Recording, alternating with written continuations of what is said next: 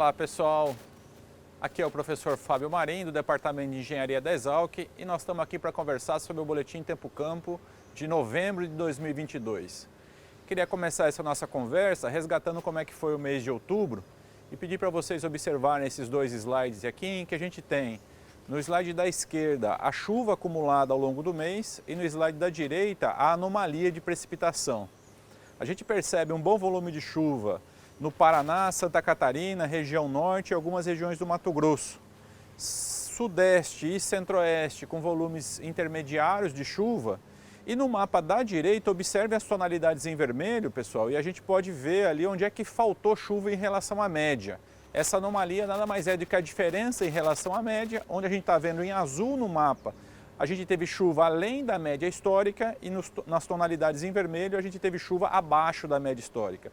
O que a gente percebe que desde o norte de São Paulo até o Tocantins, sul do Pará, quase todo o Mato Grosso do Sul, Minas e Bahia, a gente faltou um pouco de chuva.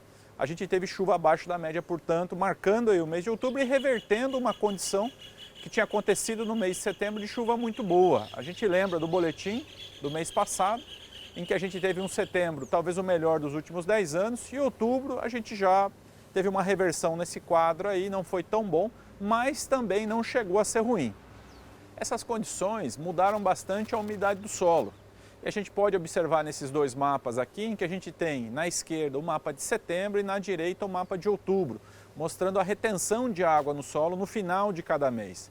Vejam que em setembro a gente tinha uma condição muito boa na região sul de São Paulo, Paraná e Santa Catarina principalmente, e no mês de outubro essa condição nesses estados, ou seja, Paraná e Santa Catarina já se reverteu um pouco, a umidade baixou, mas houve uma melhora expressiva, uma reposição hídrica em todo o Mato Grosso, quase todo o estado de Minas, São Paulo, Mato Grosso do Sul, ou seja, houve uma condição de melhora apesar daquelas chuvas abaixo da média que a gente comentou no slide anterior. Quando a gente observa a previsão de chuva, do volume acumulado para a primeira quinzena de novembro, que é a previsão que a gente tem em mãos até esse momento, a gente percebe um volume bastante interessante para todo o estado de Minas, Goiás, oeste da Bahia, o Mato Grosso numa situação intermediária, mas percebe também uma condição não tão favorável para o estado de São Paulo e o estado do Paraná. Reparem ali que as cores mais na tonalidade esbranquiçada, diferente também do que acontece em Santa Catarina e na metade norte do Rio Grande do Sul, onde a gente tem uma condição de chuva até que razoável. Quando a gente observa a tendência acumulada para o mês de novembro inteiro, observe que nesses mapas nós conseguimos duas fontes de dados, que são as fontes que a gente usa normalmente nos nossos boletins mensais. No mapa da esquerda a gente tem os dados do IMET, mostrando que a gente deve ter para todo o centro-oeste e boa parte do sudeste um volume de chuva acima da média ao longo do mês, mas a região sul sofrendo com falta de chuva ou pelo menos com chuva abaixo da média, como a gente pode ver no norte do Paraná, praticamente todo o Rio Grande do Sul e oeste de Santa Catarina. Observe no mapa da direita, que vem lá dos Estados Unidos, da NOAA, uma condição muito similar. Essa tonalidade alaranjada no sul do país indica chuva abaixo da média, enquanto que esses tons em verde indicam chuvas acima da média. Percebam que os dois mapas são bastante convergentes, o que aumenta a confiabilidade dessa previsão. Então o mês de novembro deve ser bom para o centro-oeste, razoável para o sudeste e não tão bom para o sul do país. No mês de dezembro, pessoal, observe que as condições não mudam muito. No mapa da direita, que vem lá da NOAA, observe que o mapa praticamente está inalterado, com boas condições em todo o norte, nordeste e centro-oeste do país e condições desfavoráveis, ou seja, com chuva abaixo da média no sul do país. No mapa da esquerda, que vem do IMET, perceba uma grande diferença no Mato Grosso do Sul, ok? Com chuvas abaixo da média, juntamente com o sul do país. O sudeste, boa parte do centro-oeste, continua com chuvas acima da média, indicando que essa deve ser uma safra melhor do que a safra passada, ok? Com chuvas mais regulares e com bons volumes de chuva em boa parte do país.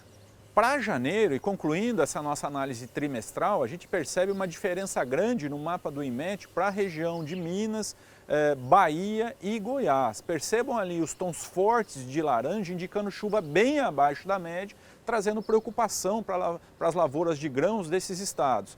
Percebam que o Mato Grosso, nos 3 meses que a gente mencionou nessa análise, está com chuva muito bem distribuída, com chuva acima da média, indicando uma boa safra para esse ano para o Mato Grosso. O sul do país, a mancha laranja no mapa da direita recua muito e o branco aqui, a gente lembra, indica chuva na média, ok? Chuva na média no sul do país já não é tão adequado, então, e isso tem muito a ver com a laninha, que eu vou explicar no slide seguinte, que ela ainda está agindo e ela deve explicar, deve ser responsável por essas condições de chuva abaixo da média no sul, mas perceba que em janeiro esse quadro deve se reverter. E a gente deve ter chuvas mais próximas da média no sul do país, melhorando as condições dos produtores da região.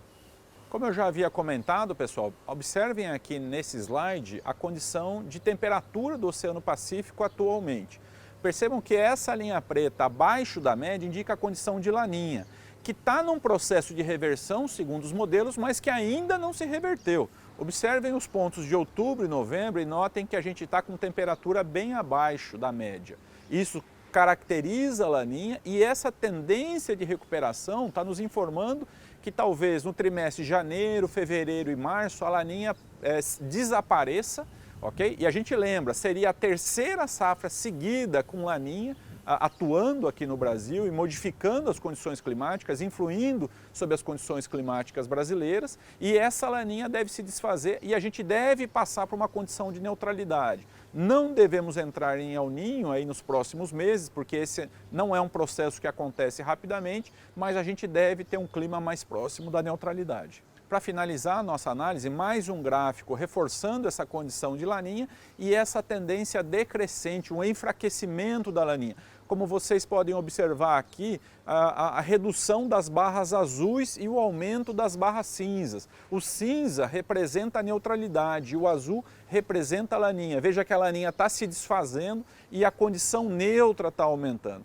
A condição neutra, a gente lembra, talvez seja a mais favorável para a região sudeste e centro-oeste do Brasil, já que a gente não tem um sinal claro para El Niño e Laninha nessas duas regiões. El Niño e Laninha interferem fortemente no sul do país e no norte e nordeste, no regime de chuva. Mas para a região central do Brasil, por conta dela estar numa região de transição, esse sinal não é claro. E a gente, estatisticamente, tem uma noção, a gente infere que a condição de neutralidade talvez seja a melhor em termos médios para o desenvolvimento da safra de verão aqui para nós. Pessoal, eu agradeço muito a atenção e paciência de vocês. A gente se vê no mês seguinte. Tchau, tchau.